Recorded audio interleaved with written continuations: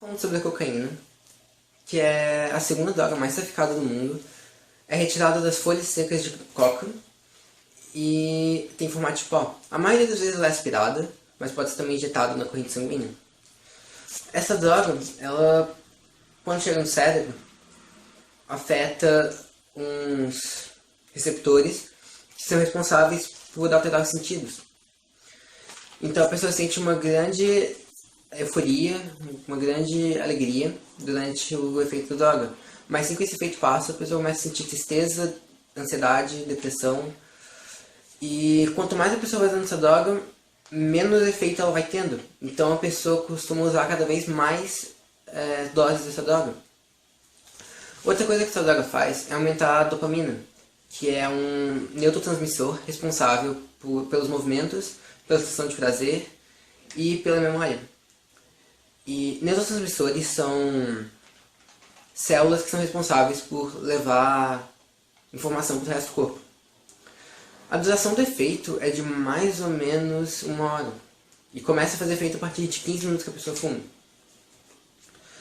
Alguns efeitos que podem ocorrer são depressão, ansiedade, náuseas, comportamento instável, contração dos vasos sanguíneos, e quando a pessoa começa a usar a partir de um tempo, pode causar danos no fígado, nos rins e nos pulmões. Pode causar também derrames ou ataques cardíacos. Se ela for cheirada, pode causar também perfuração do septo nasal, que é a parede que separa uma narina da outra. Na medicina, ela é muito utilizada como analgésicos ou então para diminuir hemorragias, porque ela contrai os vasos sanguíneos. A maconha. Conhecida há pelo menos 4.500 anos, a planta foi utilizada principalmente para a utilização de suas fibras, muito resistentes e com um custo de produção baixo. Muito utilizadas para a fabricação de tecidos, cordas e papel, o cânhamo, como era chamado, também era utilizado como entorpecente em rituais indígenas e pelos negros escravos, por ajudar a relaxar depois dos trabalhos exaustivos. No início do século XX, vários países criaram leis proibindo o comércio e o consumo da maconha, entre eles a África do Sul, a Jamaica, que na época era colônia inglesa, o Reino Unido, a Nova Zelândia, o Brasil e os Estados Unidos.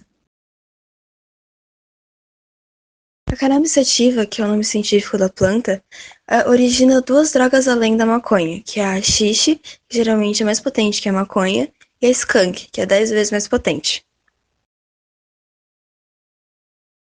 A principal substância é o THC, que é o tetrahidrocannabinol. Os principais efeitos a curto prazo são a calma, relaxamento, angústia, ansiedade, boca seca, perda de noção de espaço, perda de memória recente e paranoia. Os principais efeitos a longo prazo são a interferência na capacidade de aprender e memorizar e problemas respiratórios. Na medicina, é usada para dor crônica, soluços descontrolados, desnutrição e redução dos sintomas de esclerose múltipla. Como funciona? Quando a fumaça é aspirada, é absorvida pelos pulmões e levada ao cérebro pela circulação. Ela interfere na transmissão de sinais pelo sistema nervoso. Ao chegar ao cérebro, estimula neurotransmissores. Com o tempo, o corpo se acostuma e o cérebro para de produzir. Então, quando falha, o sistema nervoso fica alterado. Em 2012, o Rio de Janeiro fez uma estatística que 75 mil alunos do nono ano usavam maconha.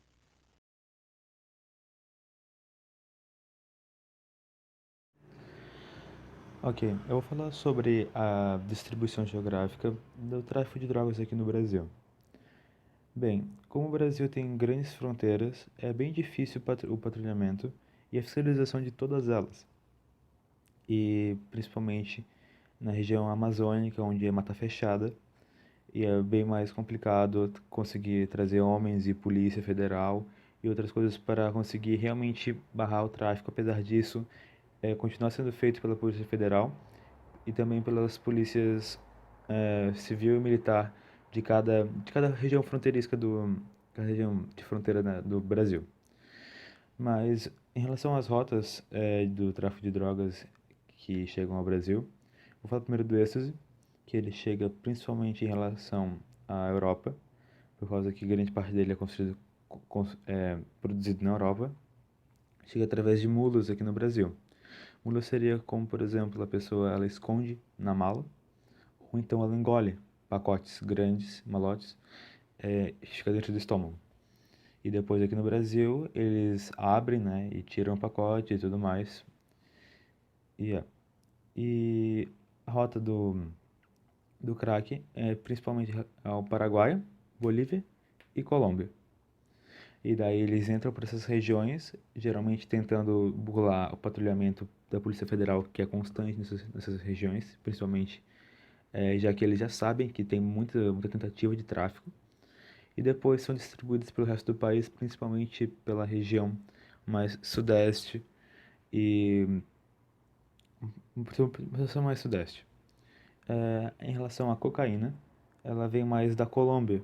Também vem da Bolívia, mas a fonte de, de onde vem, né, a cocaína é realmente da Colômbia.